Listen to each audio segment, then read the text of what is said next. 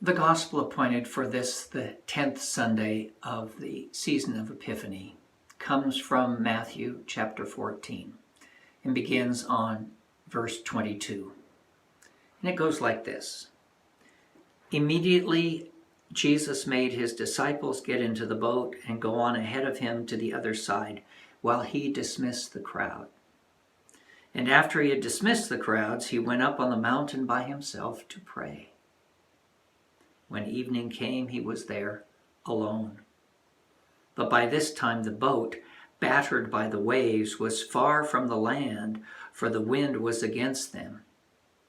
And early in the morning, Jesus came walking toward them on the sea. But when the disciples saw him walking on the sea, they were terrified, saying, "It's a ghost!" And they cried out in fear. But Jesus immediately spoke to them and said, "Take heart, it is I. Do not be afraid." Peter answered him, "Lord, if it is you, command me to come to you on the water." And Jesus said, "Come." So Peter got out of the boat, started walking on the water, and came toward Jesus. But when he noticed the strong wind, he became frightened, and beginning to sink, he cried out, "Lord, save me!" Jesus immediately reached out his hand and caught Peter, saying to him, "You of little faith, why did you doubt?"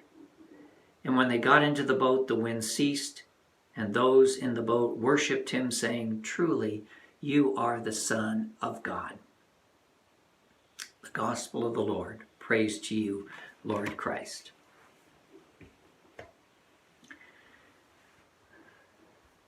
It is easy for us in our rationalistic age to doubt Jesus walked on water.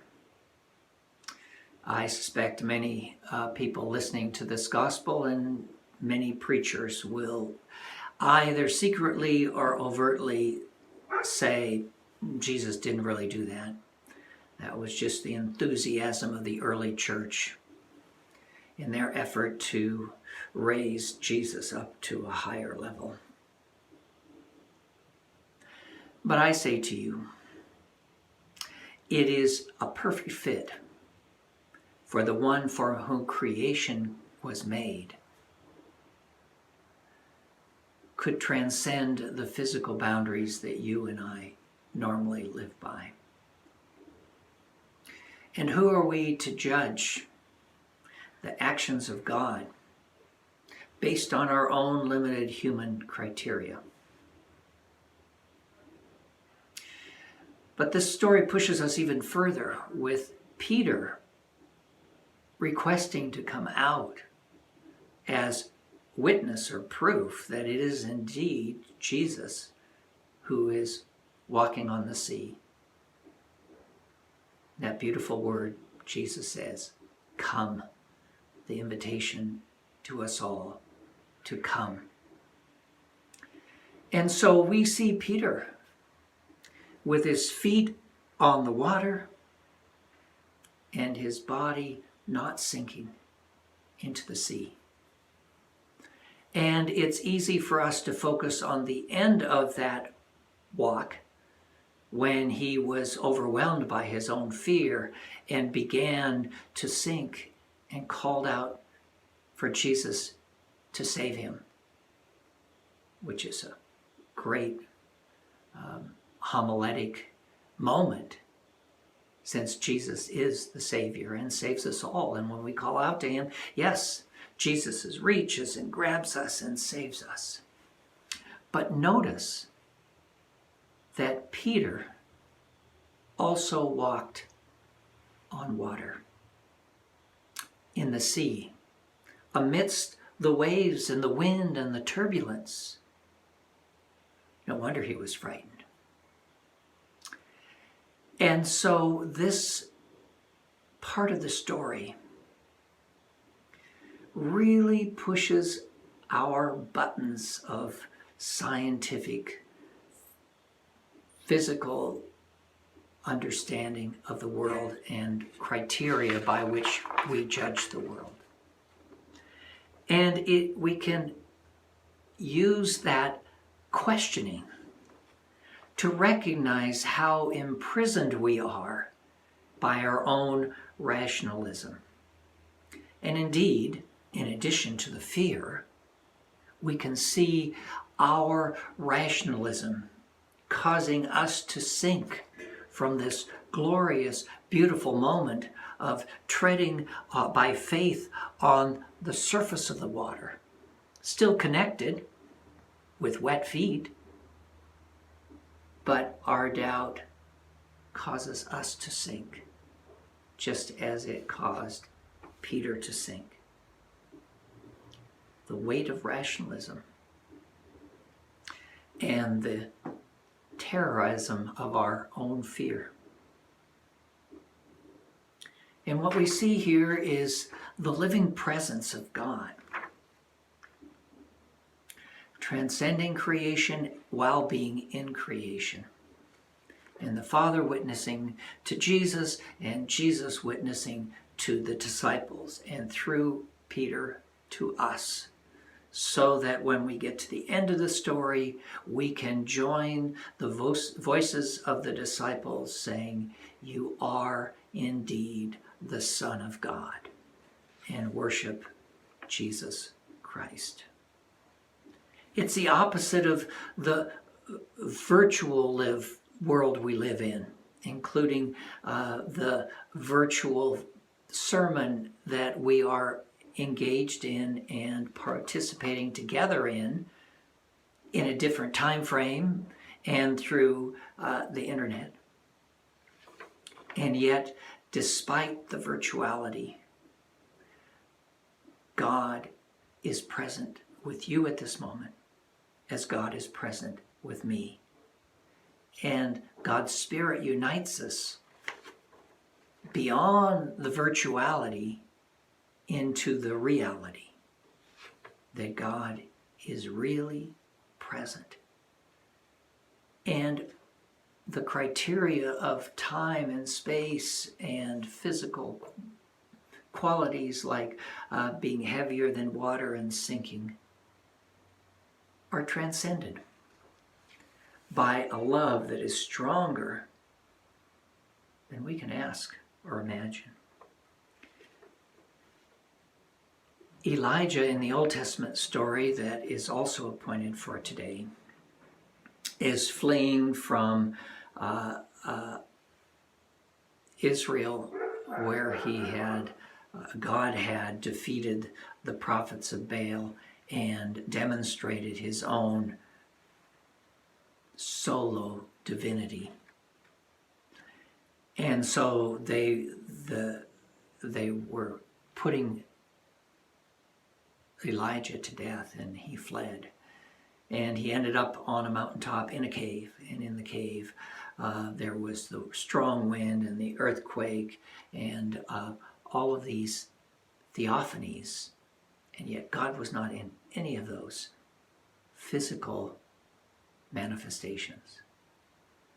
And God transcended them all by being in the utter, sheer silence. And at that moment, Elijah recognized God as not being virtually present, but being really present. And he came to the mouth of the cave to encounter God face to face, and he wrapped his head and covered his sight because of the awe-inspiring transcendence of the Almighty God. And so the disciples and we encounter Jesus face to face when we set aside our fear, when we set aside the limitations of our own rational expectations. And we discover God very present and yet hidden. And this is God's design. That God is present in each moment and transcending all time, and is present in each object and through each object to shine with glory and to call us to fulfill God's purpose for us of uniting with God and uniting the world, or reconciling the world to God. We are the ambassadors of Jesus. And so it's important to note how God is present in miracles like walking on water, but more ordinarily and continuously present in the day-to-day, the extraordinary within the ordinary. And God is hidden. And one of the most profound and life-changing, earth-shattering moments of God's hiddenness is on the cross, entering into our total humanity, which includes death. And there is God, looking oh so human and suffering and rejecting the humanistic way of fighting terror with terror, unleashing multitudes of angels to defeat his own enemies, and rather continuing to use the weapons of righteousness and love and peace. And we see God hidden in our own experiences, not just a mountaintop moment when we were overwhelmed in an ecstasy of God's love or forgiveness or encouragement or calling or challenge, but also that God is present not only in our personal lives, but God is present in all things, from the personal leading to the corporate, indeed to political, and because of that, to the universal. That God is all in all, as well as being wholly other. So we can look at the Bible story, we can look at the entire narrative of the Bible from Genesis to the end of Revelation. And what we see is God's drama. The drama of God creating, loving, calling, shepherding, forming us, and empowering us to fulfill our purpose of communion with God and humankind and with all of creation. To reunite what our fallen sinful nature tends to divide. Women from men. One tribe versus another tribe. One race superior to other races. One nation better than another nation. The division of earth and paradise, which Jesus overcame. The division of life and death, which we as followers of Jesus participate in, and the marriage of heaven and earth and of all creation. So we see God on the world stage. And it isn't just some homiletic enthusiasm. It's found over and over and over in the narratives of Jesus' earthly ministry. Matthew, Mark, Luke, and John. We see Jesus not just talking to individuals about their personal trust in God, not just creating a body of people to be separated from the world, but to be the leaders and God's agents and the hands and heart and voice and feet of Jesus to proclaim the good news and to bring about God's kingdom. We see Jesus interacting, talking about Herod, really pushing Herod and the Roman occupiers, but also speaking out to the Jewish leaders who were politicians, the Pharisees, the Sadducees, the scribes. They were people with power. And he didn't speak to them just as individuals, but their responsibility for governing and protecting the people and being faithful as a nation. This month, on August 18th, in fact, is the centennial of the 19th Amendment, the right of women to vote. And in this movement leading up to August 18, 1920, with the passage of the 19th Amendment, our country witnessed women marching in the streets, women demonstrating in front of the White House, women yelling, writing pamphlets, holding up signs, advocating, agitating, demanding, being arrested, having hunger strikes, and in short, causing a chaos for the sake of justice and what is right, and equality, and equity, fairness. And at that date, 100 years ago, white women were given the right to vote.